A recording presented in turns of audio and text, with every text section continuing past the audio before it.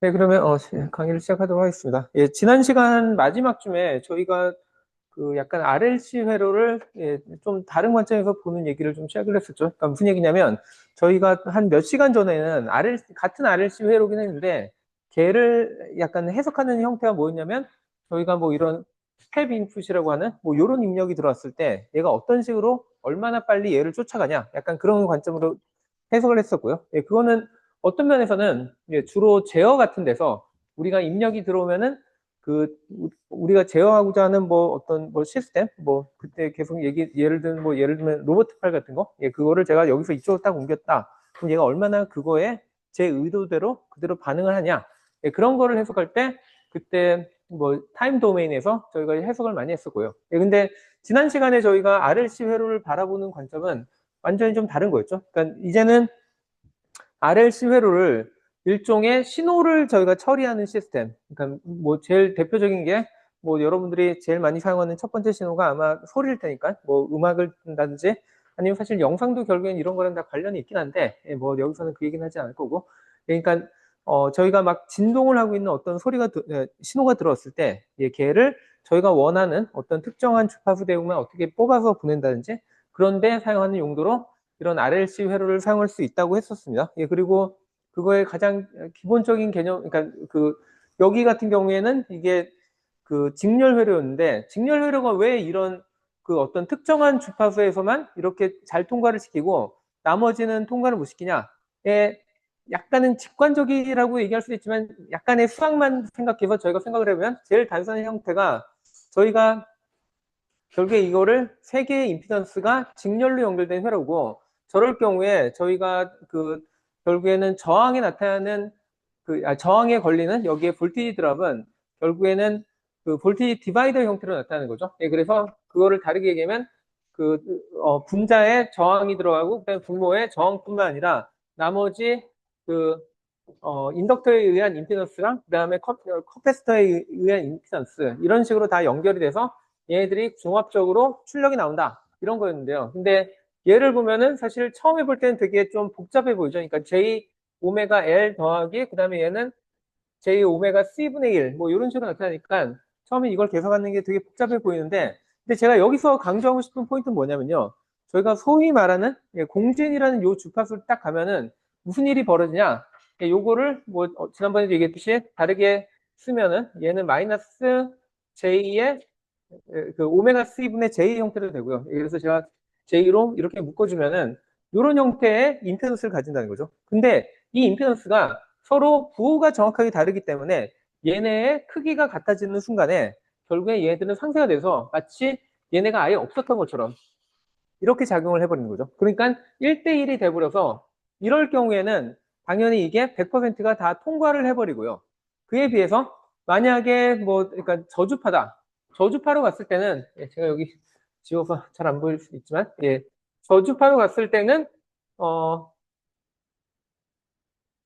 예, 저주파일 경우에는 얘의 분모가 되게 크니까, 되게 작으니까, 이거 전체는 되게 큰 값이 돼서, 예, 그래서 전반적으로 이 전체의 분모를 키워버리기 때문에, 예, 그래서 얘가 거의 안 통과하고요. 그에 비해서 고주파로 가면은, 이제는 얘가 되게 커지기 때문에 다시 그 분모를 키워버려서, 예, 그래서 여전히 고주파에서는 통과를 못하고, 딱 얘네가 0이 되는 시점에서 제일 통과를 잘한다. 예, 그 개념이었죠. 그래서 저희는 이거를 밴드 패스 필터라고 부른다고 했었습니다. 예, 그러면서 제가 또 다른 형태의 밴드 패스 필터를 보여준다고 하고 요런 애를 보여줬는데 왜 이런 애가 필요한지는 바로 뒷장에서 설명할 예정이긴 하고요. 근데 얘도 예, 보면은 뭐 병렬돼 있으니까 더 복잡한 거 아니야? 라고 생각할 수 있지만 병렬이라 하더라도 저희가 생각해 볼 수 있는 게 결국엔 얘네는 요거 두 개의 조합으로 이루어진 요 부분에 의한 임피던스랑 그 다음에 저항이 서로 직렬로 연결되어 있고 그 다음에 여기에서의 임피던스 근처 그러니까 여기 양쪽에 여기 사이에 전압차를 저희가 알고 싶은 거죠. 예, 그러니까 여전히 얘도 볼티지 디바이더 형태라고 보시면 되고요. 그럼 저희가 얘 임피던스가 얼마냐? 예, 그걸 알고 싶죠. 예, 그리고 저희는 잘 아는 게 뭐 그 전체 임피던스는 예, 토탈은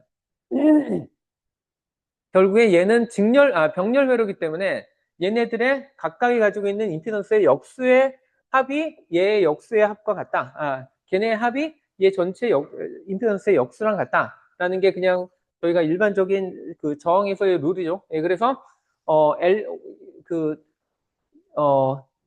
인덕터에 해당되는 임피던스 J 오메가 L이 이제는 분모에 들어가고, 그 다음에 그 커패시터에 해당되는 인덕턴스가 분모로 들어가면 분모, 그러니까 그 변수의, 그러니까 얘가 이미 역수의 형태니까 얘는 다시 분자로 올라가서 요렇게 나오는 거죠. 예, 그래서 얘도 결국에는 다시 따져보면은 J로 묶어버리면은 얘는 마이너스 오메가 L 더하기 오메가 C의 형태가 돼서 사실 얘랑 거의 동일한 형태가 되고, 얘가 진짜로 0이 되는 시점은 얘랑 정확하게 같은 숫자가 됩니다. 예, 그래서 마찬가지로 얘의 공진 주파수는 이렇게 되고요.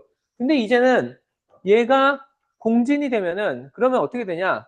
결국에는 얘는 임피던스, 그러니까 여기 토탈 임피던스, 얘 전체 임피던스의 역수가 0으로 된다는 뜻이잖아요. 그 얘기는 다르게 하면 얘가 무한대가 된다는 뜻이죠. 그렇기 때문에 얘가 공진이 되는 순간에는 얘의 임피던스가 엄청나게 커져서 얘가 있든 말든 신경 안 쓰고 그냥 100%의 모든 신호가 여기에다 걸릴 거라는 걸 쉽게 저희가 인지할 수 있다는 겁니다. 그래서 이게 그 밴드패스 필터를 RLC 회로를 가지고 만드는 두 가지 형태라고 볼 수 있고요. 제가 왜 이 형태를 다시 한번 강조했냐면, 사실은 저희가 일반적인 무선 통신에서 사용되는 많은 필터들이 저 형태로 되어 있습니다. 그리고 왜 아까 직렬로 못하냐? 뭐 별게 아니라 저희가 일반적으로 생각하는 안테나가 어떤 개념인지를 생각해보면요. 뭐 저희가 여기서 뭐 전자기학을 다룰 건 아니지만, 그러니까 안테나를 결국에 다루다 보면은, 그러니까 쟤를 모델링을 하다 보면 결국에 저희가 간략화할 수 있는 모델은 일종의 테브란 이퀴번트 서킷이거든요. 그러니까 얘가 결국에 안테나라는 게 외부에서 뭔가 전파가 막 들어오면은 그 전파의 변화를 얘가 어떤 전압으로 바꿔주는 거잖아요. 그게 안테나 역할이잖아요. 그러면은 일종의 걔를 전압 소스로 생각할 수 있는데, 그러니까 막 뭔가 빠르게 변하는 전압 소스인데, 근데 그런 회로들에 당연히 이게 안테나도 뭐 와이어로 만들어져 있고 뭐 이러다 보면은 분명히 저항은 존재하잖아요. 예, 그렇기 때문에 거기서 어떻게 보면은 저항 성분과 그 다음에 이런 전압을 나타내는 이런 간단한 회로로 결국에는 다 그 근사를 시킬 수가 있다는 겁니다. 자, 그래서 이럴 경우에 근데 저희는 뭘 원하냐면, 사실 이 지금 전파에는 엄청나게 많은 다양한 신호들이 막 날아다니고 있잖아요. 근데 그 중에 저희가 딱 듣고 싶은 신호, 그것만 저희가 그러니까 딱 그 추출을 해야 되는데, 그게 뭐냐? 결국에는 엄청나게 많은 그 주파수 내역이 있는데 그 중에 저희가 원하는 주파수만 딱 통과를 시켜야 되거든요. 그래서 밴드 패스 필터를 만들어야 되는데, 만약에 진짜 이 안테나가 정확하게 정말 아이디얼 소스랑 그 다음에 저항으로만 딱 나눠져 있다면, 그러면 아까 얘기했듯이 여기를 LC 부분을 뭐 직렬로 만든 다음에 여기에 걸리는 전압을 측정하는 게 한 가지 방법입니다. 근데 얘는 이퀴벌런트 웨어잖아요. 그렇기 때문에 이게 뭐 저항 성분이 딱 어느 한 군데 모여 있는 게 아니라 막 분포되어 있는 거를 그냥 걔를 이퀴벌런트하게 저희가 이렇게 한 것 뿐이거든요. 그렇기 때문에 다르게 얘기하면은 저희가 여기 근처에다가 딱 그 저항의, 그러니까 볼티지 드랍을 측정할 방법은 없다는 겁니다.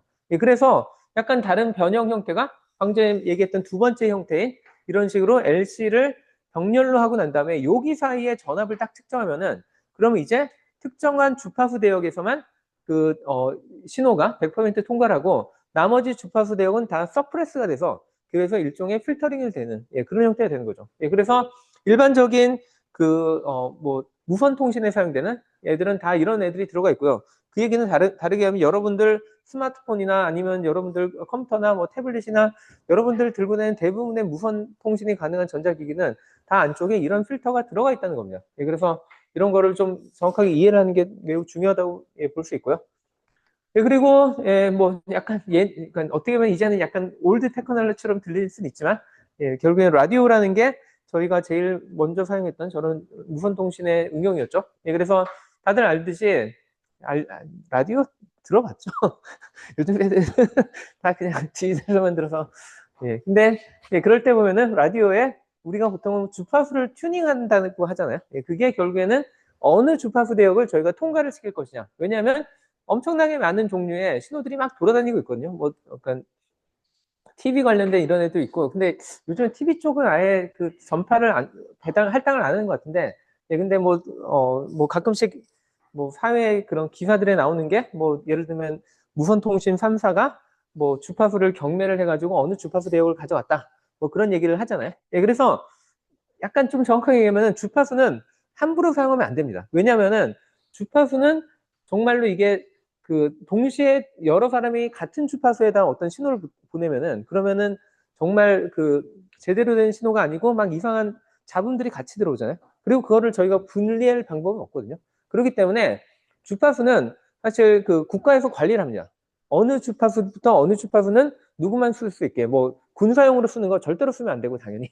예, 근데 예를 들면 무선 통신용으로 사용하는 거 예, 그런 것도 함부로 쓰면 당연히 안 되고요.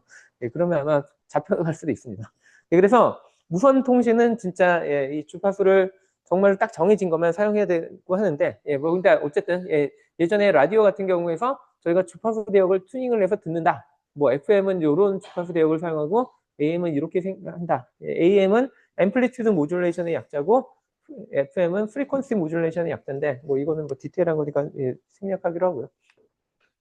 예, 그래서 결국에는 저희가 라디오 같은 걸 하는데 저희가 막 다이얼을 예전에 돌렸잖아요. 예, 그러면 그게 무슨 역할을 하냐? 사실은 걔가 이렇게 생긴 애입니다. 그러니까 베리어블 커패시터라고 해가지고 제가 여기에다가 화살표를 그렸다는 거는 얘의 값을 제가 원하는 순간에 바꿀 수 있다는 거거든요. 근데 그 원리 되게 간단합니다. 그러니까 저희가 커패시터의 값을 바꾸면은 결국에는 저희는 공진 주파수가 결국 그러니까 오메가는 LC분의 LC의 제곱근분의 1 이렇게 돼 있잖아요. 그러니까 저희가 공전 주파수를 바꾸고 싶으면 이 두 개 값 중에 하나를 바꾸면 되는데 일반적으로는 인덕턴스를 바꾸는 것보다 커패시턴스를 바꾸는 게 쉽기 때문에 보통은 이렇게 어, 가변 커패시터 뭐 예, 이런 애를 보통은 사용하고요.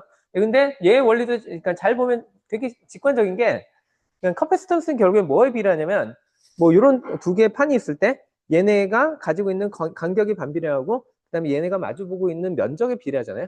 그러니까 결국에는 저렇게 생긴 애를 이렇게 돌리면은 면적이 늘어났다 줄어들었다 하잖아요. 그걸로 그냥 커패시턴스 값을 바꾸는 겁니다. 예, 그래서 이렇게 생겼고 예, 뭐 한 번에 많은 값을 그러니까 바꾸고 싶기 때문에 이렇게 여러 개를 서로 그러니까 번갈아 가면서 이렇게 하면은 서로가 그 커패시턴스를 느끼기 때문에 그 뭐 n 개만큼 예, 그 커패시턴스 값을 증가를 시킬 수 있는 거죠. 예, 그래서 어쨌든 제가 이렇게 여러 개의 라디오 스테이션에서 다양한 신호들이 쫙 들어오고 있다. 예, 근데 예를 들면 제가 요 스테이션에 그 신호를 듣고 싶다 하면은 결국엔 저희가 해야 되는 건 요 C값을 잘 조정해가지고 이 공진 주파수가 정확하게 여기 일치하도록 예, 그렇게 만드는 게 저희가 하는 예, 튜닝을 한다는 뜻이고요.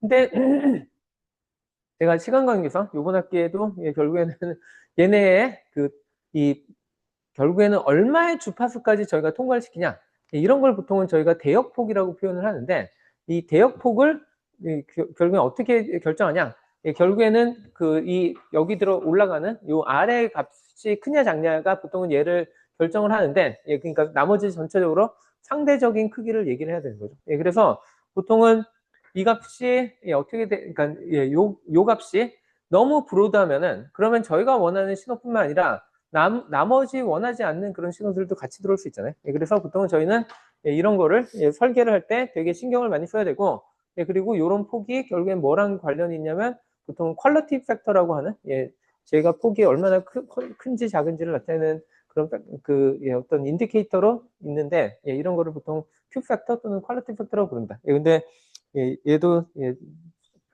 예, 제가 이번 학기 수업의 그 범위로는 예, 생각하지 않으니까 뭐 이런 게 있다 정도만 그냥 알고 계시면 될 것 같습니다. 예, 그리고 또 이런 비슷한 상황이 여러분들이 라디오는 잘 안 듣다 하더라도 와이파이는 엄청나게 중요하죠. 예, 와이파이도 예, 보시면은 저희가 뭐 2.4GHz짜리 뭐 그런 옵션이 있고 아니면 뭐 5GHz짜리도 많이 보일 텐데 뭐 어쨌든 뭐 2.4GHz 대역이든 아니면 5GHz 대역이든 결국엔 각각의 채널들마다 사용할 수 있는 대역폭들이 딱 정해져 있습니다. 예, 그래서 보통은 얘는 뭐, 뭐,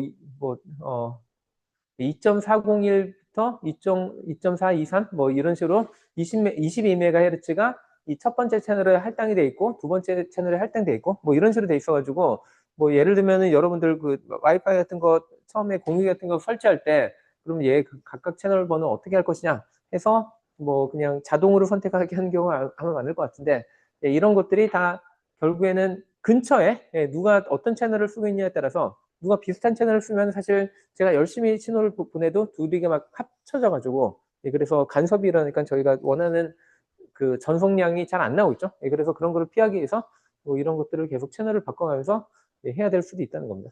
그래서 이 방금 전에 필터라는 개념이 예, 여러분들 일상생활에 아주 예, 핵심적인 역할을 하고 있다라고 생각하시면 될 것 같습니다. 예, 그래서 이게 사실 지난 시간 마지막까지 얘기하려는 건데 시간이 없어서 예, 오늘 앞에서 좀 얘기를 했고요. 오늘하고 다음 시간에 계속 제일 중요하게 다룰 개념은 오퍼레이셔널 앰플리파이어라는 개념입니다.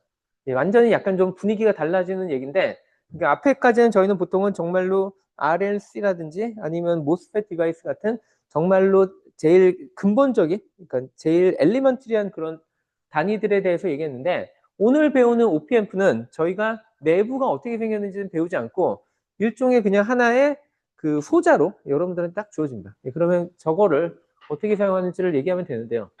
근데 얘는 이름이 OPMP 그러니까 오퍼레이셔널 앰플리파이어라고 했는데 얘는 얘 용도는 너무나 다양합니다. 그러니까 이게 그 아날로그 회로에서는 예, OPMP라고 하면은 예, 뭐 여기 원래 요 앞에 오퍼레이션이라고 붙어 있잖아요. 여기서 오퍼레이션은 약간 뭐 덧셈 뺄셈 뭐 그런 걸 얘기하는 거라고 보시면 되고요.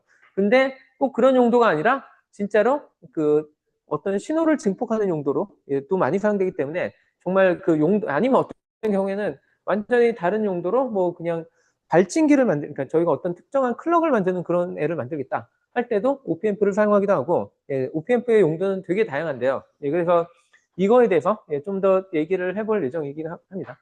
그러니까 마치 저희가 모스펫 디바이스가 있을 때 얘를 어떤 때는 디지털 용도로 사용하기도 하고 어떤 때는 저희가 그 증폭기 용도로 사용하기도 했잖아요. 마치 그런 것처럼 OPMP도 그 용도가 되게 다양합니다. 예, 근데 일단은 예, 저희가 앰플리파이어라고 끝났으니까 얘의 정체성은 기본적으로 앰플리파이어죠. 예, 그러면 앰플리파이어가 뭐였는지 예, 다시 한번 좀 모스펫 디바이스의 경험을 한번 다시 한번 생각해 보도록 하겠습니다.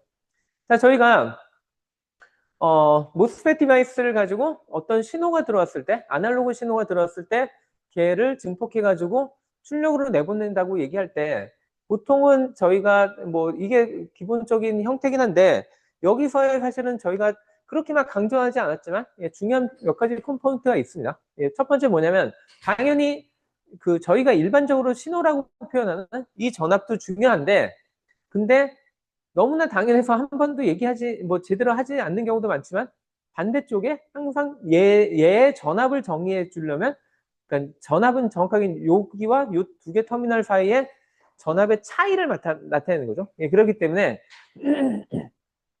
항상 얘네들은 두 개의 터미널로 시작해야 예, 두 개의 터미널로 이루어진 입력이 들어와야 저희가 뭔가를 증폭한다는 게 말이 되는 거죠. 예, 그래서 보통은 저희는 얘를 항상 그라운드로 잡았기 때문에 아마 별로 신경을 안 쓰고 당연한 거라고 생각했는데 어쨌든 이렇게 두 개의 단자가 있어야 되고요.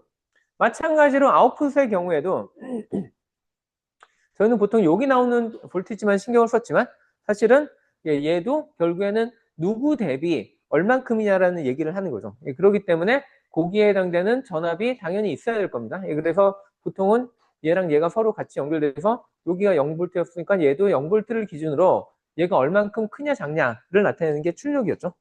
예, 그리고 뭐 항상 그림은 그렇지만 또 여러분들이 신경 안 썼을 법한 부분이 저희가 보통 여기다가 그 서플라이 볼티지라고 하고 항상 이런 걸 달아줬죠. 다르게 얘기하면 저희가 어떤 신호가 들어왔는데 얘를 증폭한다 하면은 일반적으로는 증폭이 공짜로 될 리는 없죠. 예, 그렇기 때문에 누군가는 거기다 계속 에너지를 가해주고 있어야 되고요. 예, 그래서 여기에 저희가 파워 서플라이를 다는 게 일반적이라는 건 뭐 다들 동의가 되시죠. 그래서 이런 상황을 저희가 약간은 추상화시켜서 이렇게 표현할 수 있다는 겁니다. 보통 앰플리파이어 형태로 이렇게 삼각형을 많이 쓰긴 하고요. 예, 근데 얘가 지금 이 상황을 약간은 좀 더 추상화시킨 거죠. 그러니까 무슨 얘기냐면 얘한테 들어오는 신호가 결국에는 플러스랑 마이너스 신호가 동시에 이쪽으로 들어와야 되고요. 마찬가지로 출력도 결국에는 요 값만 중요한 게 아니라 요 값은 요 밑에 있는 값에 대비해서 얼만큼 크냐 예, 그걸 나타내는 게 출력이라는 거죠. 그리고 방금 얘기했듯이 잊지 말아야 될 게 얘는 공짜로 일하는 게 아니라 결국엔 우리가 밖에서 에너지를 가해줘야 된다. 해서 보통 이렇게 파워 서플라이를 연결해 줍니다. 근데 물론 마지막에 저희가 해석을 막 할 때는 파워 서플라이 당연히 연결하는 거지 생각하니까 보통 이렇게 하고 그 다음에 그 입력에 대해서도 뭐 당연히 얘는 0V를 기준으로 들어오지 하니까 보통은 이렇게 많이 쓸 텐데 저희가 OPMP는 얘를 약간 좀 그거 이상으로 좀 신경을 써야 됩니다.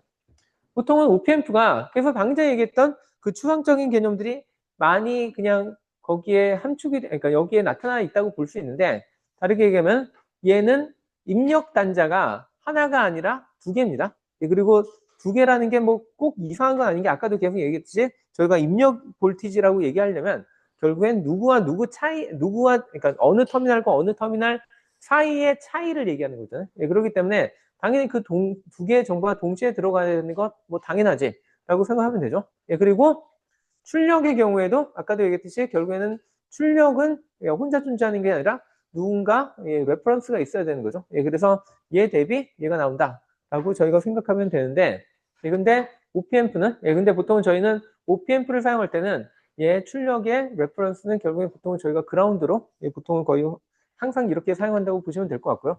그 다음에 아까도 얘기했듯이 얘한테 잊지 말아야 될 게 우리는 반드시 이거 파워를 공급하고 있어 라는 거를 잊지 말아야 된다는 겁니다. 물론 저는 뒤에서 해석할 때는 당연히 이런 파워 서플라이는 제대로 연결이 됐을 거라고 가정하고 뭐 뒤쪽에서는 또 안 그릴 텐데 항상 이런 파워 서플라이가 같이 연결되어 있다는 사실을 잊지 말아야 되고요. 그래서 실제로 저희가 그 이런 OPMP를 사면은 보통 이런 칩 형태로 많이 팔거든요. 그러면 다리가 여러 개 쭉 달려 있는데 각각의 의미가 있겠죠. 그래서 예를 들면은 8개의 핀이 있는데 뭐 요거는 not connected니까 뭐 얘는 실제로 아무 일을 안 하고요. 근데 예를 들면은 여기다가는 어떤 플러스의 어떤 파워 서플라이를 연결해 줘야 되고 여기다가는 마이너스 파워 서플라이를 연결해 줘야지만 얘가 작동을 합니다.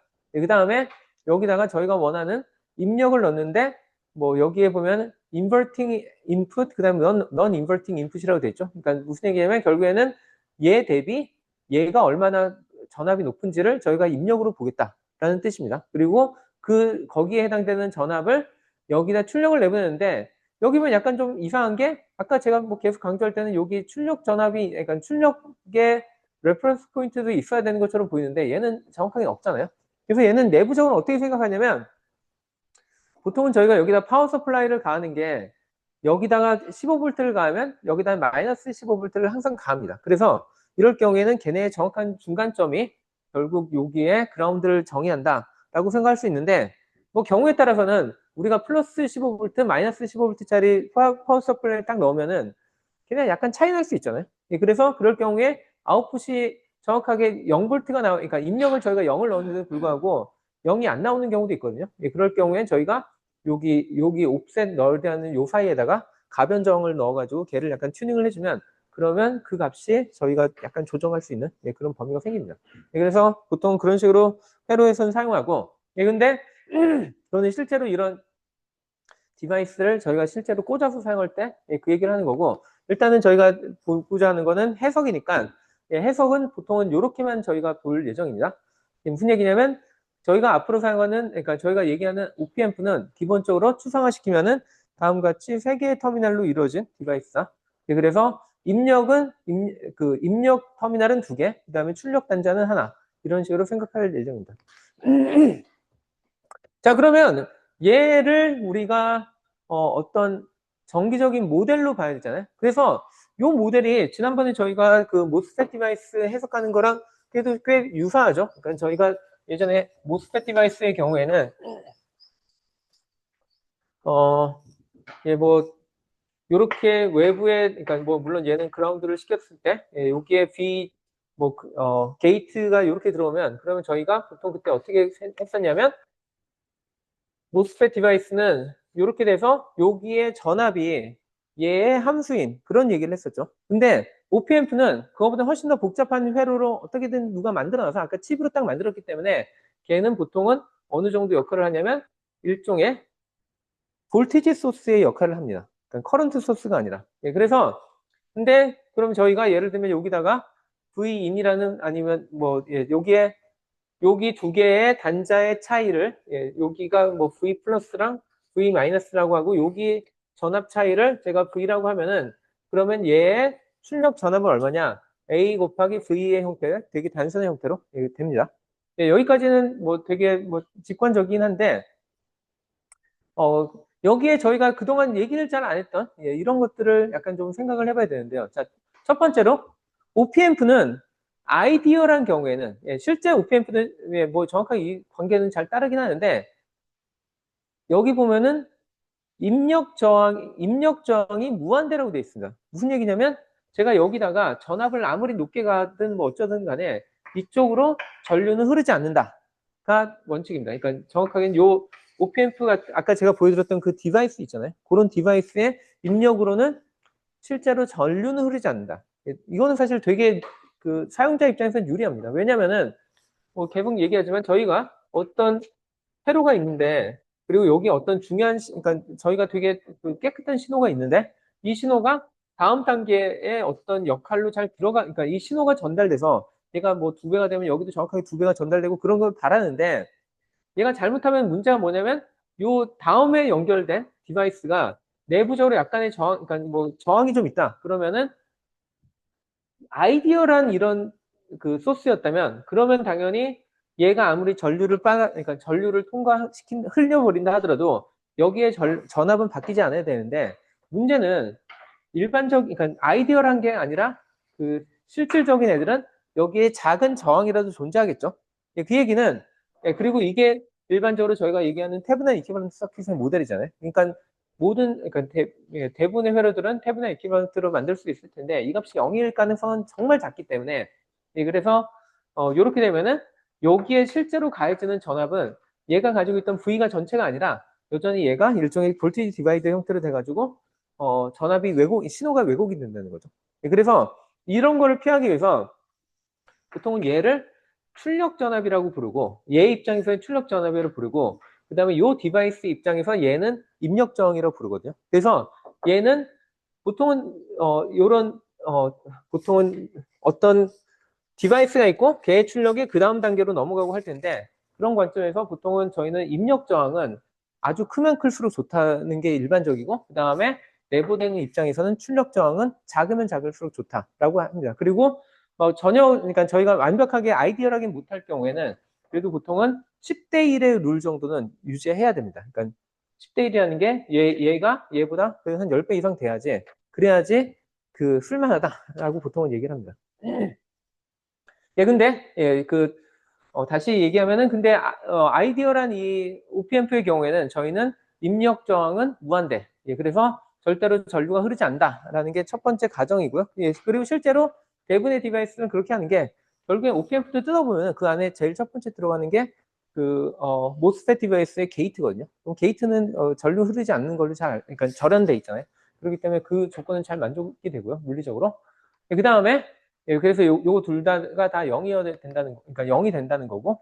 그 다음에 반대로 출력 저항은 아까 얘기했듯이 이런 관계에서 본다면 얘는 작으면 작을수록 좋다고 했잖아요. 그래서 얘도 완벽하게 0까지는 못 가는데 뭐 거의 아이디어란 경우에는 우리는 얘가 0이라고 가정을 하고 그리고 여러분들이 문제를 풀 때는 얘 출력 저항은 그냥 0이라고 가정하면 됩니다. 그거는 전혀 고민할 필요가 없고 그리고 현실적인 애들도 저희가 OPM프를 사용하는 이유 중에 하나를 어떤 사람들은 이 출력 저항을 0에 가깝게 만들기 위해서라고 표현하기도 합니다. 그래서 그거는 뒤에서 좀 더 얘기를 하면 좋을 것 같고요.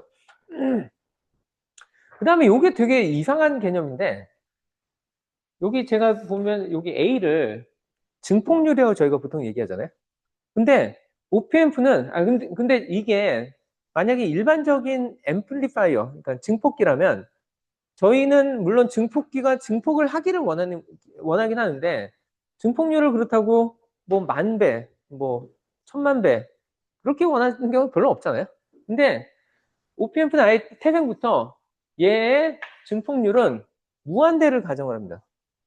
실제로 무한대라는 숫자는 존재할 수는 없기 때문에 진짜 무한대는 아니지만 해석할 때는 저희는 얘를 무한대라고 가정을 하고 그러니까 무한대라고 생각을 하고 그다음에 만드는 사람들도 얘를 최대한 무한대까지 만들려고 노력을 합니다.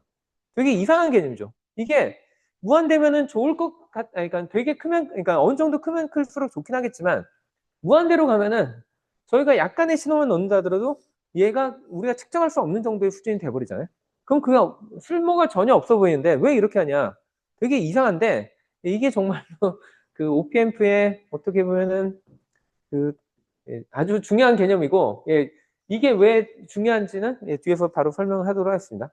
그 다음에 마지막으로 일단 아이디어라는 세츄레이션이 없다는 표현을 쓰는데 이게 뭐 이것도 뒤에서 세츄레이션이 무슨 말인지 바로 다음 장에서 설명하도록 하겠습니다. 자, 저희가 아까 얘기했듯이 실질적인 이런 리얼 디바이스는 당연히 방금 얘기했던 입력하고 출력뿐만 아니라 여기에 저희가 그 파워 서플라이를 갖다 대겠죠. 제가 그러면 아까 뭐라고 했냐면 여기다가 얘가 입력이 조금만이라도 들어온다 하더라도 그럼 걔는 무한대로 증폭이 돼서 그러면 얘 출력 전압도 무한대가 돼야지 원칙이겠죠. 아이디어라는 애는. 근데 현실적인 디바이스는 제가 여기다 10V 가하고 있는데 얘 출력이 1000V 나온다. 되게 이상한 회로기도 하고, 물론 이게 뭐 정확하게 뭐 에너지 보존까지는 아니긴 하지만 일반적으로 저희가 밖에서 10V 대조인데 얘보다 큰 전압 만들기 쉽지 않아요. 물론 그거를 만드는 요즘에 기술 중에 하나가 뭐 차지 펌프라고 해가지고 뭐 약간 좀 트릭들도 있고, 아니면 공진 회로의 경우엔 지난번에 한번 봤던 거, 그러니까 제가 설명을 한번 했었는데 밖에서 뭐 5V 넣어줬는데 나중에 한 2배 정도 되는 뭐 10V가 왔다 갔다 하는 뭐 그 정도의 경우는 있는데, 일반적인 회로의 경우에 저희가 전압을 넣어줬는데 걔보다 더 높은 전압, 그리고 얘처럼 마이너스 10V까지 내줬는데 얘보다 훨씬 더 작은 뭐 마이너스 100V가 나오는 경우는 잘 없습니다. 그래서 얘는 현실적으로는 이렇게 세츄레이션이 됩니다. 그래서 아까 아이디어라는 디바이스는 우리는 세츄레이션 안 된다고 그냥 가정하지만, 그러니까 저희가 뭐 시험이나 그럴 때 해석할 때는 얘가 세츄레이션 없다고 가정하지만 실질적으로 얘는 세츄레이션이 됩니다. 대신에 얘 커브를 한번 그려보면요, 입력 저항 대비 출력 저항이 전압이 이상적인 경우에는 정말로 0이 아닌 이상 완전히 그 최대값으로 가든지 0보다 약간만 작아져도 최소값으로 마이너스 10V까지 무조건 떨어지겠죠. 근데 물론 이게 뭐 아이디어라는 경우지만 실질적으로 얘를 확대를 해서 리얼 디바이스의 경우에 보면 얘도 실질적으로 어떤 기울기를 가지긴 하고, 왜냐면 얘가 진짜로 무한대가 될 수 없으니까.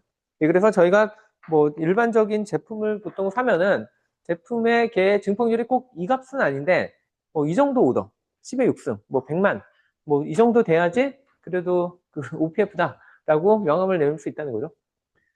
자, 근데 이것도 되게 이상하죠. 그러니까 입력 범위가, 그러니까 저희가 정말로 그나마 얘가 비례해서 뭔가 바뀔 수 있는 입력 범위가 되게 작아요. 그러니까 무슨 얘기냐면 얘가 10V가 되는데 언제 얘가 요 정도 그 증폭률에 10의 6승의 증폭률에 의해서 얘가 10V까지 도달하냐? 한 10마이크로 볼트.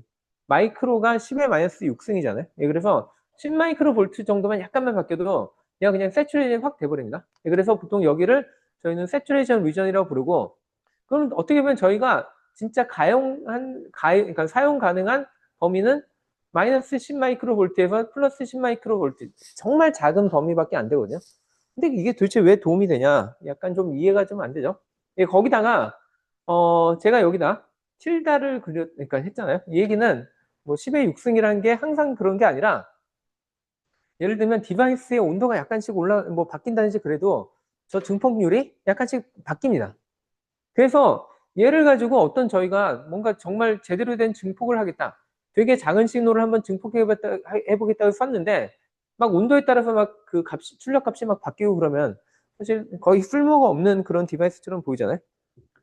그리고 요거는 그냥 뭐 참고로, 저희가 보통은 모스펫 디바이스에서 세츄레이션 리전이라고 보통은 얘기해서 저희는 보통은 증폭기를 만들 때는 모스펫 디바이스로 증폭기를 만들 때는 일부러 세츄레이션 리전에서 하려고 하는데, 그때 세츄레이션은 저희가 보통은 뭐 그 소스랑 드레인 사이의 전압이 뭐 걔네들이 바뀌더라도 출력이 바뀌지 않는다, 그 의미에서 세츄레이션이었고, 근데 여기서는 진짜로 그러니까 저희가 중요하게 생각하는 신호의 입력마저도 입력에서도 좀 더 벗어나면 출력이 그냥 딱 고정이 돼서 더 이상 바뀌지 않는 이런 상황이죠. 그래서 약간 좀 다른 경우에 세츄레이션이라는 거는 그냥 명심하면 좋을 것 같고요.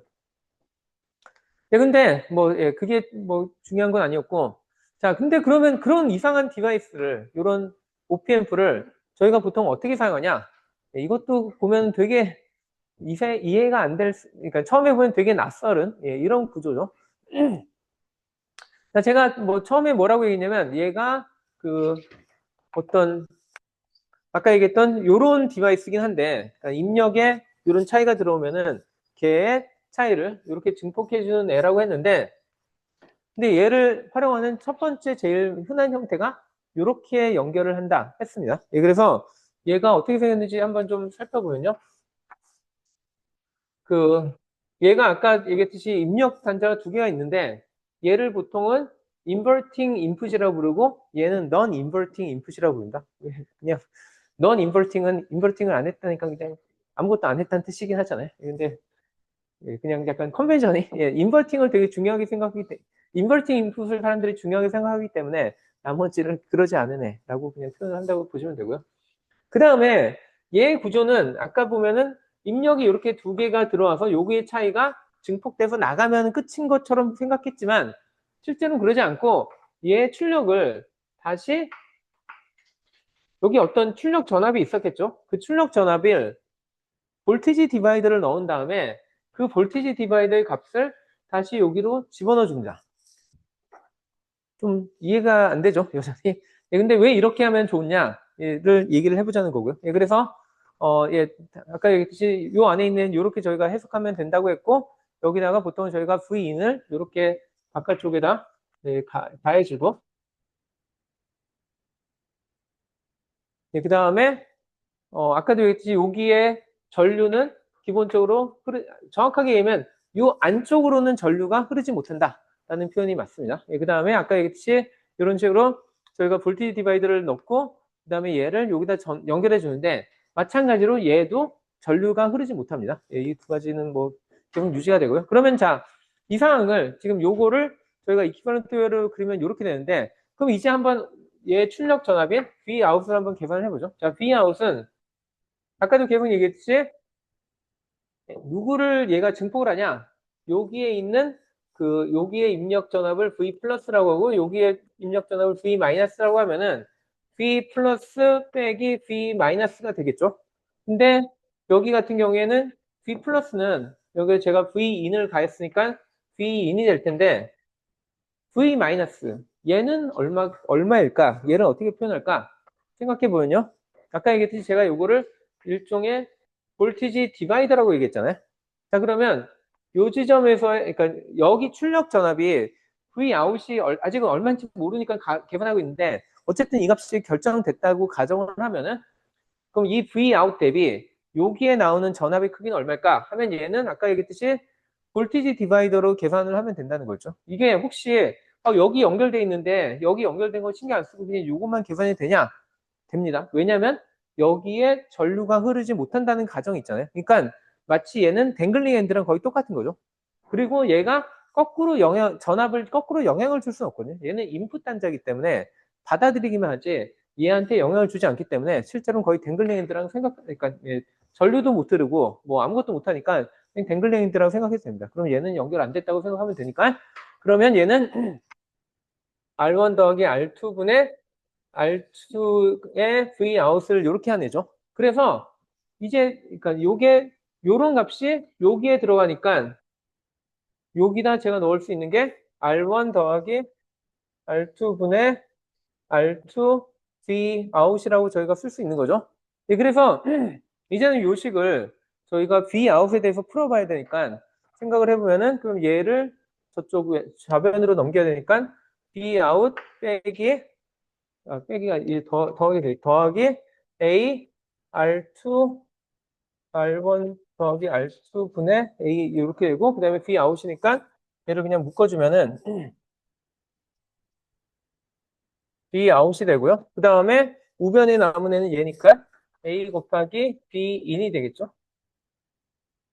예, 그래서 B 아웃을 계산을 다시 하면은 그럼 얘는 1 플러스 A 곱하기 R1 더하기 R2분의 R2가 되고요. 그리고 저 위에는 예, 그 다음에 분모에는 A가 남고 그 다음에 요거 전체를 그냥 B 인이라고 예, 제가 이렇게 쓸 수가 있겠죠.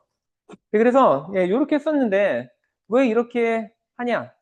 예, 저희가 일단은 A가 무한대로 가는 거를 원하긴 하지만 아직까지 A가 무한대라고 생각 안 하고 계산했잖아요. 이제 여기서 A를 아주 큰 값이라고 가정을 한번 해보겠습니다. 예, 그래서 A를 아주 큰 값으로 하면은 저희가 요 레이쇼가 뭐 볼티지 디바이더니까 뭐 작을 수도 있지 않냐 생각할 수 있지만 얘 10의 6승짜리거든요. 예, 근데 얘는 10의 6승짜리 저희가 마이너스 6승짜리 만들 계획은 없으니까 요거 곱하기 요거는 1보다는 훨씬 크겠죠. 예, 그래서 저희는 일반적으로 요 앞에 있는 1은 그냥 거의 없는 것처럼 무시를 해도 된다는 겁니다. 자, 그러면 남은 애만 이제 보면은 분모에 요런 애가 남았고 분자에 요런 애가 남았는데 A가 엄청 크든 엄청 작든 상관없이 A는 이제 서로 공통이잖아요. 그렇기 때문에 얘네들끼리 또 캔슬이 되겠죠. 그래서 결국에 여기 남는 애는 요게 그러니까 예, 분모에 분수가 들어가 있으니까 전체적으로 얘는 R2, R1 더하기 R2 B인 이렇게 된다는 겁니다. 자, 이게 저희가 결국엔 보면은 되게 이상하게 느껴졌을 수도 있지만 A 값이 뭐 무한대에 가깝고 막 크고 막 이런 얘기 막 잔뜩 했는데 결국에는 증폭률은 A가 결정하지 않아요. 증폭률은 누가 결정하냐? R1과 R2의 비율이 결정합니다. 예, 그래서 뭐 이거를 뭐 좀 다르게 써보면 얘는 1 더하기 R2분의 R1의 형태 예, 이렇게 딱 되니까 얘는 그 결국에는 저희가 예, 뭐 그래서 예를 들면 저희가 뭐 10, 그러니까 A가 10의 6승이고 뭐 R1과 R2가 뭐 9대 1의 비율이다. 그러면 이런 거 넣어봤자 뭐 결국에는 거의 그 캔슬돼서 결국엔 남는 애가 결국에는 요게 예, 10배 정도 되는 예, 이런 애가 요 앞에 곱해지잖아요. 자, 이러면은 아까 걱정했던 많은 문제들이 다 그래서 저희는 이런 거를 보통은 예, 그 예, 얘의 증폭률은 결국에는 저항에 의해서 결정되고 그다음에 이 얘기를 다르게 얘기하면은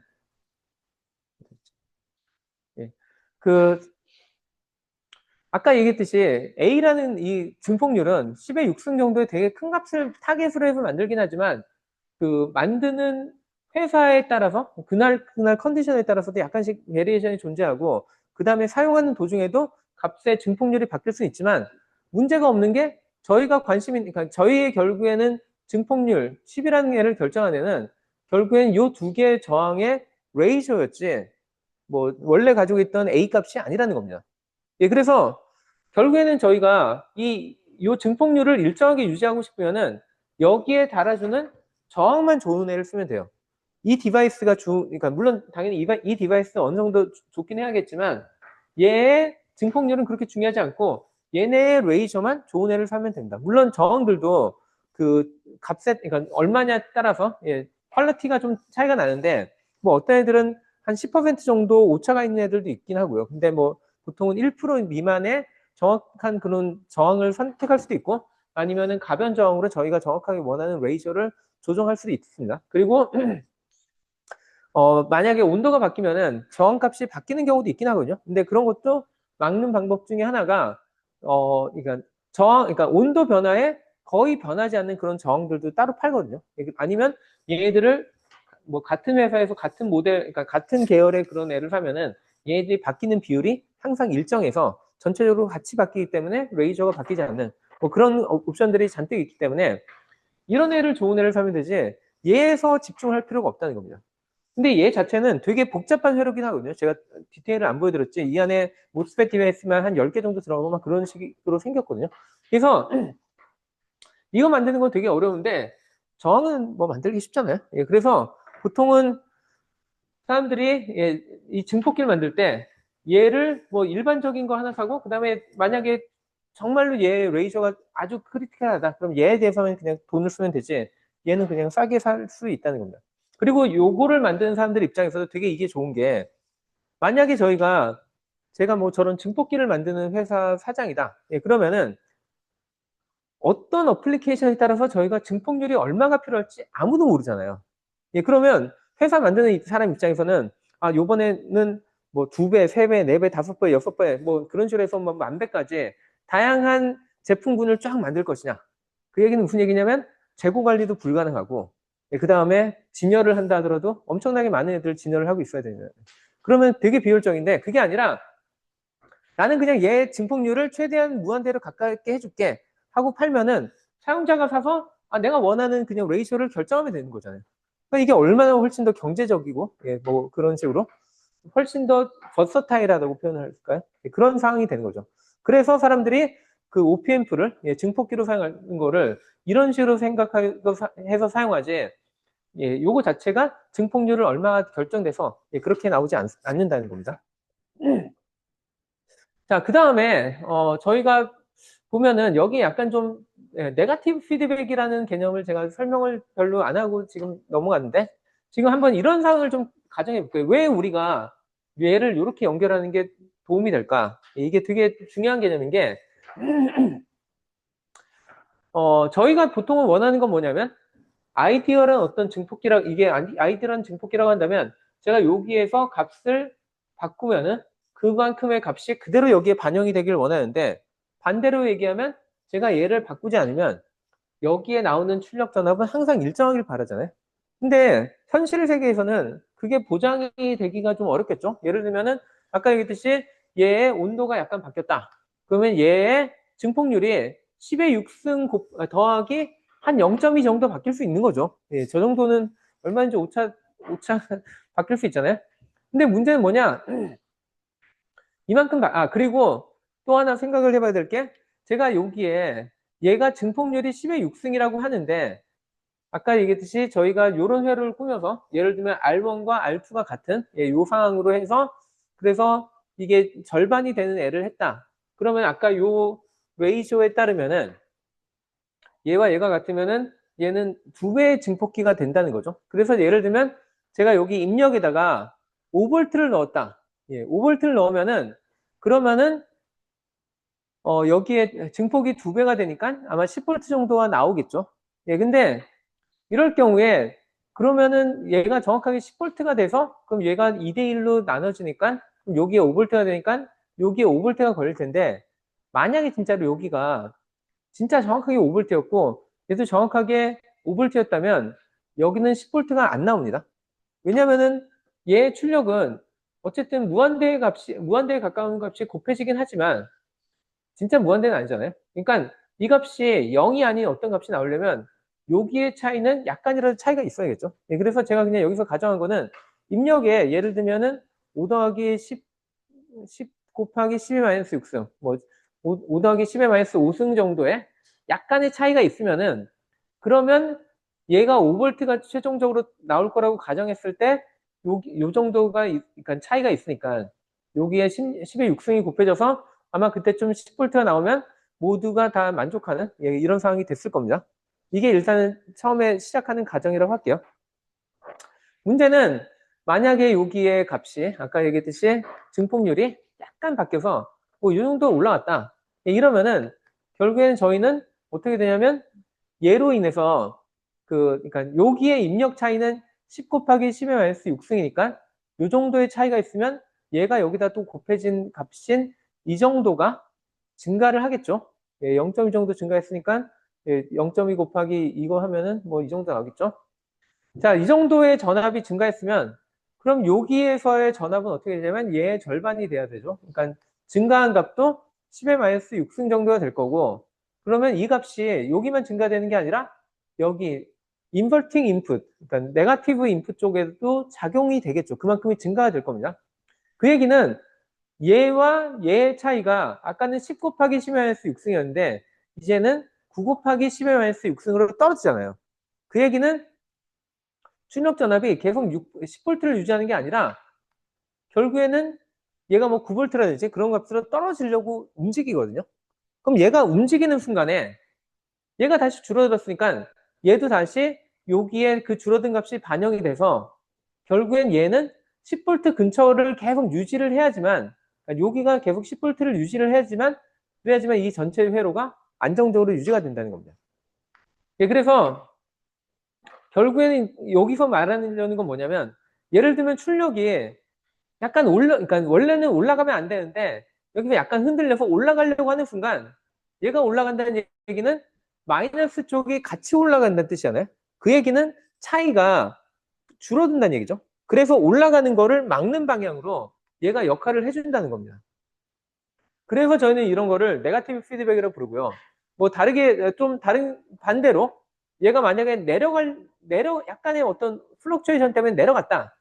그러면 요 값도 떨어질 텐데 그 얘기는 요 두 개의 차이를 증가를 시켜서 다시 출력을 원상복구로 다시 올려주는 역할을 하죠. 그러니까 출력하고 여기에 들어오는 입력이 항상 반대 방향으로 가기 때문에 저는 이거를 네거티브 피드백이라고 부릅니다. 예, 그리고 뭐 일상생활에서는 저희는 피드백이라는 표현 일상생활에서도 쓰나요? 학생들은 잘 안 쓰나요? 피드백이라는 표현 안 쓰나요?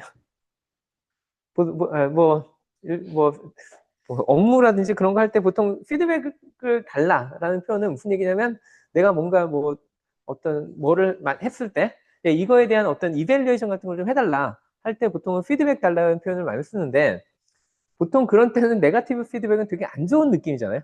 그러니까 안 좋은 평가를 받았다는 뜻인데 제어 회로에서는 네거티브 피드백이 무조건 좋은 겁니다. 네거티브 피드백이 있어야지 아까 얘기했듯이 뭔가 바뀌려고 할 때 그러니까 일정한 어떤 출력을 계속 유지할 수 있기 때문에 저희는 보통 네거티브 피드백을 하고요. 네거티브 피드백이 아니라 만약에 요 출력이 여기 non-inverting input 이 플러스 단자 쪽에 연결이 됐다. 그럼 얘가 올라가면 얘도 같이 올라가거든요. 마치 그러면 무슨 일이 벌어지면 뭐가 약간 바뀌었는데 입력이 더 바뀌었어요. 그럼 얘가 또다시 증폭돼가지고 막 이렇게 되거든요. 그럼 갑자기 되게 언스테이블한 상태가 돼서 완전 세츄레이션 되는 그런 상태가 벌어지거든요. 그냥 저희는 파지티브 피드백은 일반적으로 원하지 않습니다. 이 경우에는. 되게 언스테이블해지기 때문에. 예, 근데 다음 시간에는 저희가 파지티브 피드백을 이용해서 할 수 있는 경우가 몇 가지 또 어플리케이션이 있어요. 그래서 전혀 안 쓴다는 건 아닌데 정말로 파지티브 피드백을 사용하는 경우는 몇 가지 경우로 한정이 되어 있거든요. 그래서 대부분의 경우에는 네거티브 피드백을 하는 편이고 그래서 저희는 대부분의 회로를 해석할 때 네거티브 피드백이 돼 있는 경우에 어떻게 하면 쉽게 해석을 하는지 그 얘기를 좀 할 예정이긴 한데 근데 여전히 제가 앞으로 얘기할 그 룰들을 적용하려면 여러분들은 먼저 출력이 어느 쪽으로 연결되는지 이렇게 그 인버팅 인풋 쪽으로 연결되는지 아니면 이쪽으로 연결되는지 먼저 확인해야 됩니다. 만약에 얘가 이쪽에 연결돼 있으면 제가 앞으로 얘기하는 그 간단한 룰을 적용하면 안 됩니다. 이거는 되게 중요한 거예요. 그래서 항상 이 경로가 출력이 이쪽 인버팅 인풋 쪽으로 연결됐냐 안 됐냐 이거를 먼저 꼭 확인을 하고 그 다음에 제가 앞으로 얘기할 그런 룰들을 적용하면 되는데요. 자, 그러면 얘가 네거티브 피드백이 돼 있는데, 네거티브 피드백이 돼 있는 상태에서 제가 여기서 저희가 사용할 수 있는 첫 번째 룰이 뭐냐면 두 개의 입력, 그러니까 여기 보면은 입력이 두 개잖아요. 요 입력 두 개에서 얘네의 값은 virtually 같다. 그러니까 항상 같다라고 거의 가정을 해도 된다는 겁니다. 근데 그 이유가 뭔지를 생각해 보시면요. 자, 여기 저희가 결국에는 출력과 입력의 디퍼런스의 관계가 이렇게 돼 있잖아요. 근데 저희는 출력 값이 뭐 아무리 커도 그 세츄레이션 범위를 벗어날 수 없잖아요. 근데 얘는 뭐 그렇게 큰 값이 아니죠. 근데 그에 비해서 여기 있는 그 증폭률은 뭐 10의 6승 뭐 그렇게 크니까 결국에 얘네들 레이쇼 따지면 거의 0에 가까울 수밖에 없다는 겁니다. 그래서 아까도 얘기했듯이 여기도 보시면은 얘네가 뭐 결국에는 출력은 이렇게 나온다 하더라도 그 여기서의 요 두 개의 전압의 차이는 뭐 10의 마이너스 5승 그 정도가 될 수밖에 없다는 거죠. 그렇기 때문에 저 정도의 차이는 얘네들은 거의 같다라고 저희가 가정을 해도 된다는 거죠. 예, 그래서 저희가 사용할 첫 번째 룰은 보통은 그 네거티브 피드백이 돼 있다면 이거 여전히 계속 강조를 해야 되는데 이게 있다면은 그럼 얘네들은 거의 이렇다라고 가정하고 해석을 해도 된다는 겁니다. 그 다음에 또 저희가 뭘 잘하냐면 입력으로 들어가는 전류는 항상 0이다 라는 그 두 가지 이 조건이 있죠. 그래서 이 두 가지의 요것만 잘 외우면은 저희가 앞으로 나오는 그 OPMF의 회로는 정말 쉽게 해석이 가능합니다. 예, 제가 왜 그걸 정말 쉽게라고 막 강조를 했냐. 예, 다시 한번 강조하지만 네거티브 피드백이 있는 경우만 지금 이 룰을 적용할 수 있다는 겁니다.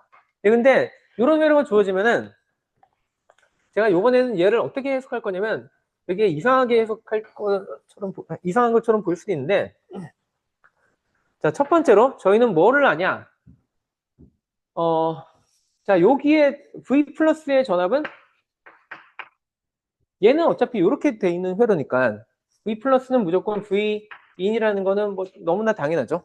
근데 제가 아까 첫 번째 룰로 뭘 사용하면 된다 했냐면 요거를 사용하면 된다고 했잖아요. 자, 그 얘기는 여기 있는 V 마이너스도 결국에는 V 인이라고 제가 할 수 있다는 거죠.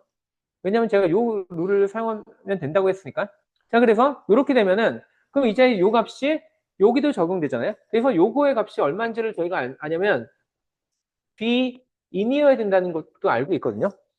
자, 이걸 안다. 그러면 저는 여기의 전압은 V 인인데 여기는 그라운드. 그럼 제가 또 알 수 있는 게 뭐냐면 여기 흐르는 전류는 얘를 제가 뭐 여기 흐르는 전류는 결국에는 R2분의 V 인이어야 된다는 것도 명확하게 알 수 있죠. 자, 근데 저희가 또 뭘 아냐면 이쪽으로는 전류를 못 흘리잖아요. 그래서 요 노드 입장에서 바라보면은 요쪽으로 이만큼의 전류가 흐른다. 그러면 여기 R1을 통과해서 흐르는 전류는 얼마여야 되죠? 여기로는 전류가 못 흐르고 여기 흐르는 전류가 요건데 그럼 여기에 지금 흐르는 전류는 얼마여야 돼요? R1에? 얘랑 같아야죠.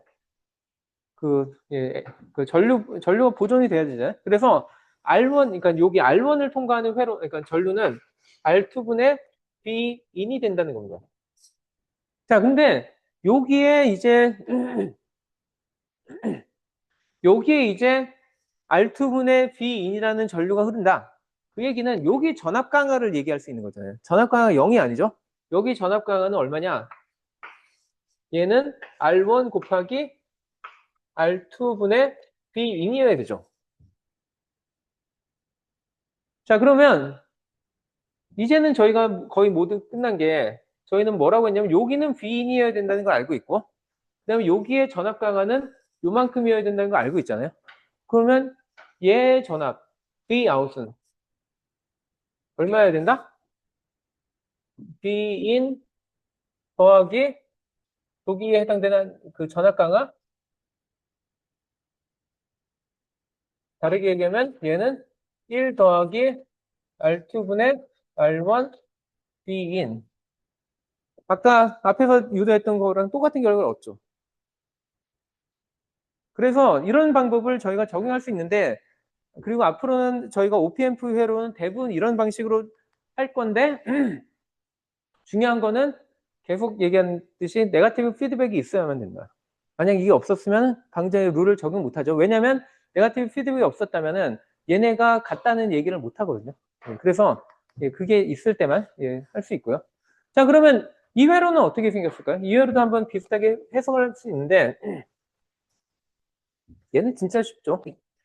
얘는 뭐라고 해석하면 되냐면 여기에 지금 제가 V인이 들었고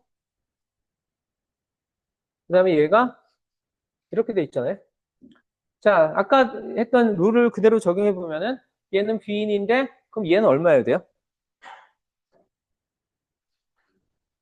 얘도 B인이어야 되죠. 그러면은 얘는 얼마여야 돼요? B인이죠. 예. 예, 그래서 Bout은 B인인 이런 회로입니다. 자, 이게 뭐 그냥 이렇게 해서 뭐 혹시 이렇게 하는 게 좀 이상하지 않을까 생각하는 학생들은 요거 다시 생각해 보면 된다. 얘랑 달라 보이긴 하지만 사실은 얘랑 거의 그러니까 요거는 이 경우에 그러니까 특정한 경우로 볼 수 있는 게 예를 들면 제가 R1을 0으로 하고 저항이 없고 그다음에 여기를 무한대 저항을 넣으면 그럼 여기가 끊어진 거랑 마찬가지잖아요. 그렇게 생각한다면 저희는 요 레이쇼에다가 요걸 그러니까 넣으면은 그냥 이거 자체가 그 1이 되죠. 그렇기 때문에 저희는 V 아웃은 V인이라는 이 아주 간단한 결론을 얻을 수 있습니다. 저희가 왜 이런 회를 하냐? 뭐 그냥 거의 전선 연결한 거는 똑같지 않냐라고 얘기할 수는 있는데 아까 제가 무슨 얘기를 했냐면 저희가 어떤 애가 있는데 여기서 뭐 신호가 나오는데 근데 여기다 뭔가를 그 다음 걸 연결해야 돼요. 근데 저는 보니까 얘의 저항이 뭐 15ohm인데 얘도 한 15Ω밖에 안 돼요. 그럼 제가 요거다 그대로 여기다 연결하면 실제 전압의 절반밖에 여기 안 나타날 거거든요. 이럴 때 이런 애를 넣으면은 예, 그래서 보통 얘를 보통 저희는 볼티지 팔로우라고 부르는데 이런 애를 같이 넣어주면은 그러면은 얘는 10대 그러니까 10대 그러니까 1대 거의 10대 10이니까 1대1 정도 됐지만 아까 얘의 기본적으로 얘의 출력 저항은 거의 0이라고 했거든요. 그렇기 때문에 그리고 얘는 자체적으로 볼티지 서플라이를 받고 있잖아요. 그렇기 때문에 필요하면은 계속 필요한 전류 같은 거 계속 여기다 보내줄 수 있거든요. 그래서 얘는 원래 들어온 입력을 그대로 거의 카피해서 내보낼 수 있는데 그때 뒤에서 보통은 로드가 크다고 얘기하는데 로드가 아무리 크든 작든 상관없이 항상 입력 들어온 애를 내보낼 수 있기 때문에 얘를 저희는 보통 볼티지 팔로우라고도 부르고요. 아니면은 버퍼라고도 부릅니다. 그러니까 예를 들면 요 뒤에서 요구하는 전류가 되게 많은데 얘가 한 번에 내보낼 수 있는 전류의 양이 제한됐다. 그럼 요런 애로 대체합니다. 그러면 저게 그 하는 역할, 그러니까 전압 신호 측면에서는 전혀 변함이 없는데 그 전력이나 그런 측면에서는 되게 도움이 되고요. 자, 그 다음에 또 다른 형태의 앰플리파이어를 한번 보면은 얘는 저희가 인버팅 앰플리파이어라고 부르는데 지금 얘랑 얘가 약간 다른 건 뭐였냐면 얘 같은 경우에는 그 V 아웃이 1 더하기 R2분의 R1의 입력 전압이 이런 식으로 나왔잖아요. 근데 여기 그려져 있는 저 회로를 한번 보시면요. 여기 같은 경우 제가 위쪽에 플러스 마이너스를 했는데 그냥 편의상 이렇게 바꾸겠습니다. 그 다음에 얘를 제가 여기다가 그라운드에서 연결하고 그 다음에 여기다가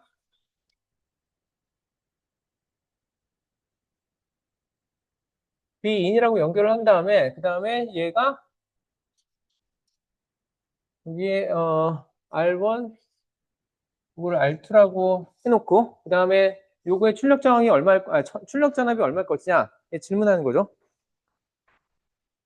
자, 그러면 이것도 아까랑 똑같이 해석을 하면 되는데 첫 번째로 저희가 그 제일 쉬운 것부터 해야겠죠. 자, 첫 번째 제일 쉬운 게 뭐냐면 여기의 전압은 얼마일까요? 아, 그리고 이거 다시 한번 얘기했지만 제가 그림을 일부러 이렇게 플러스 마이너스를 바꿔서 그렸을 뿐이지 실제로 얘가 연결된 거는 마이너스 터미널이죠. 플러스 아니죠. 네, 그렇기 때문에 저희가 얘기하는 그 네거티브 피드백이 여전히 유효한 거죠. 자, 이 상황에서 여기 전압 얼마예요? 여기 0이죠, 0.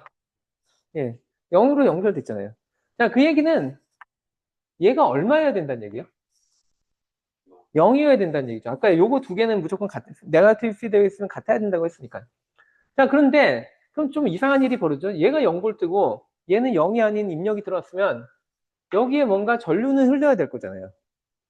전류는 얼마큼 흐르냐면 그러니까 여기 흐르는 전류는 R1분의 그냥 오음의 법칙에 따라서 D인만큼 흐르겠죠. 자, 근데 아까 제가 뭐라고 했냐면 여기로 전류가 못 들어간다고 했잖아요. 그럼 이 전류는 어디로 가야 될까요? 위쪽으로 갈 수밖에 없죠. 자, 그래서 위쪽으로 전류가 요만큼의 똑같은 전류가 흐르는데 그럼 제가 요거를 여기에 전류가 흐르기 때문에 전압 강화가 0이 아니잖아요. 그럼 전압 강화가 얼마냐? R2 곱하기 흐르는 전류 R1분의 D인이 되는 거죠. 자, 여기에 전압 차이가 요만큼인데 근데 제가 질문하는 건 여기에 그래서 출력이 얼마냐 질문이잖아요. 자, 우리가 뭘 알냐면 여기가 0V여야 되는 걸 알아요. 근데 얘에 비해서 얘가 전압 차이가 이만큼이래요. 그 얘기는 그러니까 지금 여기를 플러스로 제가 잡았을 때 이만큼의 전압 강화가 생기니까 실제로 여기 나타나는 거는 0보다 이만큼의 작은 마이너스 R1분의 R2 V 인에 해당되는 이런 값이 나와야 되죠. 맞네. 예, 그래서 얘를 저희는 보통은 인버팅 앰플리파이어로 부릅니다. 왜냐하면 출력보다 얘가 그 부호가 반대잖아요. 얘 같은 경우에는 그러니까 입력 대비 출력의 부호가 안 바뀌잖아요. 그래서 얘는 non inverting amplifier로 부르고 얘는 inverting amplifier로 부릅니다. 이 OPMP에서는 인버팅이 먼저 첫 번째고 그 다음에 나머지는 그러지 않은 너무 인버팅이라는 표현을 많이 쓰는데 보통은 이 네거티브 쪽이 훨씬 더 중요해서 이거 아마 제일 처음에 만들어진 앰플리파이어는 요걸 거고 그거를 변형시키 아마 얘였을 거로 저는 추측을 하는데 근데 이런 형태가 훨씬 더 많이 사용되는 형태고요. 근데 왜 얘가 좀 파퓰러한 구조냐? 자, 여기다가 만약에 제가 자, 방금 전에 여기에 논의를 약간만 확정해보면 무슨 얘기를 할 수 있냐면요. 제가 방금 전에 R1일 때 여기에 흐르는 전류를 제가 예를 들면 I1이라고 했고, 그러면은 I1, 그러니까 여기 흐르는 전류는 I1 정도 되는데, 제가 만약 여기다가, 뭐, 여기가 아니라, 뭐, 여기다가 이렇게 해서 제가 하나를 더 이렇게 할게요. R2로 돼 있고, 그 다음에 여기에, 그리고 여기에 요거를 V1이라고 하고, 요거를 V2라고 하는, 요런 애를 제가 단다고 해볼게요. 그러면 아까 요거도 V1이었고, 뭐 얘도 V1이었을 텐데, 자, 이런 상황에서 저희가 얘가 아까부터 얘는 여전히 그라운드에 연결되어 있으니까 여기는 0V고, 그럼 여기도 여전히 0V라는 건 저희가 맞죠? 그러면 아까 여기 흐르는 전류의 양은 바뀌지 않겠죠? 그대로 여기가 유지될 겁니다. 근데 얘도 이제 달라붙었잖아요. 그럼 얘가 어떤 역할을 하냐? 얘를 이제 I2라고 하면은 얘는 전류가 얼만큼이죠? 여기가 그라운드, 여기가 V2, R2분의 V2가 되는 거죠. 자, 근데 얘도 여기 전류가 왔고 얘도 전류가 왔어요. 이 두 개의 전류 다 어디로 가야 되냐? 여기로 흘러야 되잖아요.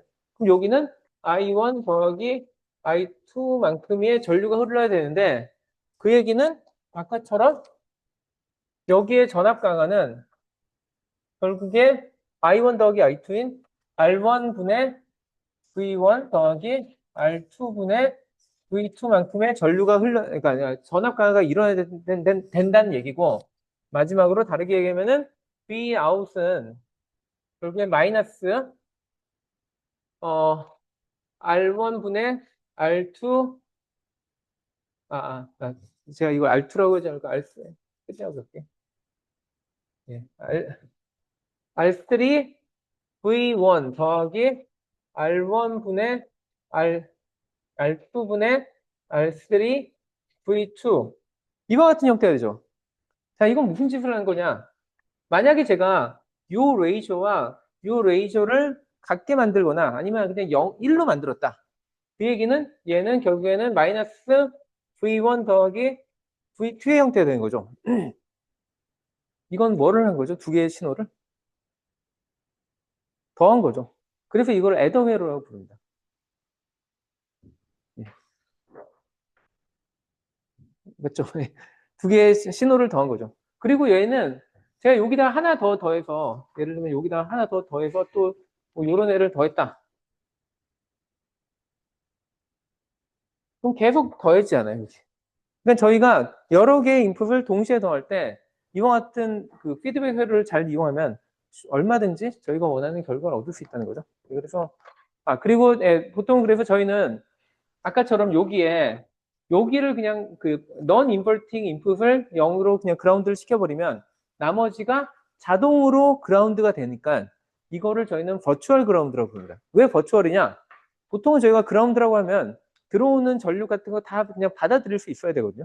근데 얘는 못 받아들이잖아요. 그렇기 때문에 가상적으로 전압의 정보만 제공하고 실제로 나는 그 그라운드의 중요한 역할인 보통은 싱크를 한다고 표현을 하는데 싱크를 못하기 때문에 버추얼이라는 표현이 훨씬 더 적절하겠죠. 그래서 이런 식의 뭐 방금 얘기했던 논의들이 돼서 얘는 그 애더 회로를 할 수 있다라는 것이고요. 그러면 뭐 이런 회로가 여러분들 입장에서는 뭐 이거 다 아날로그인데 나는 아날로그 필요 없지 않아. 나는 뭐 저기 뭐 디지털 컴퓨터 가지고 하고 있고 뭐 그다음에 뭐 내가 하고 싶은 건 뭐 예를 들면 뭐 AI 같은 거 하고 싶은데 근데 이런 게 무슨 소용이야 할 수도 있지만 예를 들면은 여러분들 뭐 뉴럴 네트워크 다 뭐 이제는 다 배웠을 테니까 뭐 그러면은 보통 얘가 제일 많이 하는 형태 중에 하나가 뭐 그러니까 그 한 번의 네트워크를 지날 때마다 보통은 저희가 어떻게 하냐면 뭐 예를 들면 인풋이 여러 개가 쭉 들어왔는데 결국에는 그 다음 노드로, 그러니까 그 다음 레이어로 넘어가기 전에 얘네와 얘네의 관계를 보통은 저희가 나타내면 이렇게 되죠. 근데 이렇게 된다는 게 무슨 얘기냐면 뭐 예를 들면은 제가 여기에 z 값을 그러니까 z 노드를 가정을 했을 때, 그러니까 이 값을 결정하는 거는 얘 하나의 노드의 값이 아니라 이렇게 돼 있듯이, 그러니까 다 그 서메이션을 해야 되듯이 얘 입력에다가 어떤 웨이트를 곱해가지고 얘한테 더하는 거, 얘한테 넣는 거 외에도, 그리고 얘 값이 다른 애들한테도 이런 식으로 주고, 그 다음에 이런 식으로도 영향을 주죠. 그리고 마찬가지로 두 번째 노드의 값도 얘한테만 영향을 주는 게 아니라 나머지한테 영향을 주는데, 그때그때마다 이런 식으로 다른 값들의 웨이트가 다 곱해져야 되고, 마찬가지로 얘 같은 경우도 이런 식으로 다 웨이트가 곱해져야 되죠. 그래서 이런 걸 한 다음에 그 다음에 뭐 렐루나 뭐 이런 애들 가지고 그 액티베이션을 해서 그 다음 단계로 넘어가는데, 자, 여기에 요 계산을 하는 게 결국엔 얘는 행렬의 연산이잖아요. 그리고 행렬 연산이 사실은 뭐 컴퓨터로도 되게 시간이 많이 걸리는 연산이니까 혹시라도 이런 거를 뭔가 더 빠르게 아니면 더 효율적으로 할 수 있는 방법이 없을까 하고 사람들이 제안한 방법 중에 하나가, 그럼 OPM프를 이용하면 저거 되는 거 아니야? 사실 요 애더 회로를 이용하면 되는 거 아니야? 라는 방법입니다. 이게서 무슨 얘기냐면 이런 식으로 회로를 구성하면 되는데 얘가 어떻게 되는지 조금만 살펴보면은, 자, 제가 원하는 게 첫 번째 출력에 대해서, 첫 번째 노드의 출력에 대해서 요거 4개의 입력에 합을 더하기를 원하는데, 근데 그냥 더하는 게 아니라 얘네들이 다른 값의 어떤 웨이트가 곱해져서 해주기를 원하죠.